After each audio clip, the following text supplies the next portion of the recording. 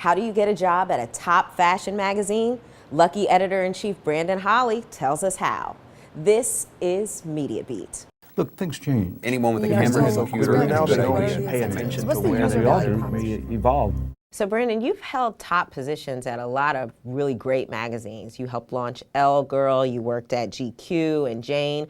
What would you say are some of the biggest mistakes that rookie magazine editors make when they're trying to climb that masthead? I think people make a mistake when they want to climb the masthead and they assume that the editor-in-chief should pay attention to them. And now that I'm on the other side of the desk, I love people who come to me.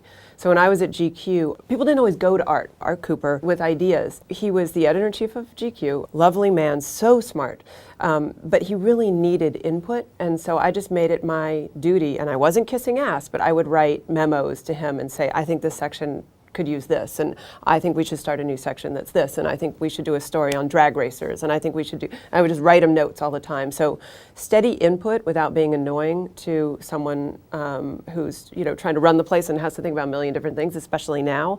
It's so helpful to have folks who are just volunteering ideas all the time. I'm a huge fan of memo writing. Okay. What about tips for those who are just graduating college? They've worked at their college newspaper, they've got 6, 7 internships under their belt, yes, and they want to break into Lucky. What do they do? First of all, write a memo. Nothing excites me more when someone has read the every reader who writes into me and has read the magazine and I get it more, it's funny, I get it more from readers than I do from interns. I get more insight from readers saying, I really loved your feature on this and I missed this, could you bring this back?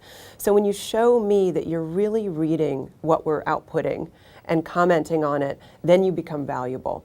You are only, I mean, when you're an editor, your ideas are your commodity, so you have to apply your thinking to the magazine at hand. I can always tell when someone hasn't read the magazine. It drives me crazy. Okay. And it was reported a couple months ago that the magazine might be scaling back its frequency to quarterly or going all digital. Can you speak at all to that? Yeah, that was a weird misunderstanding of our mission. So we're not scaling back. We do, any magazine that thinks that they don't need to create new platforms and new businesses is dead in the water, right? Like, we have to. Newsstands are becoming fewer and fewer. It used to be that newsstand was a sign of a magazine's vitality. Now a sign of vitality is our renewal rates are the highest they've ever been. So there are many ways now to gauge a magazine's vitality. It used to be just newsstand. Do we stop doing the print? Absolutely not.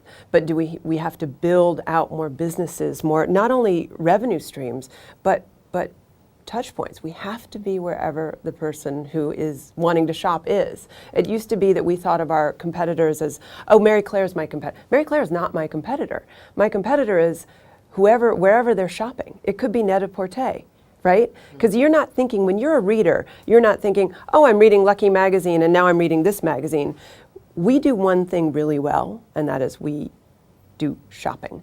We don't talk about your Ambien addiction and how that makes you eat peanut butter all night long. We don't talk about how to lose 10 pounds overnight. We don't talk about the newest set. We don't do, so we're in a great position, but it's more of a vertical position rather than trying to be all things to all people. We don't do all that stuff. We don't do celebrity gossip, not our thing.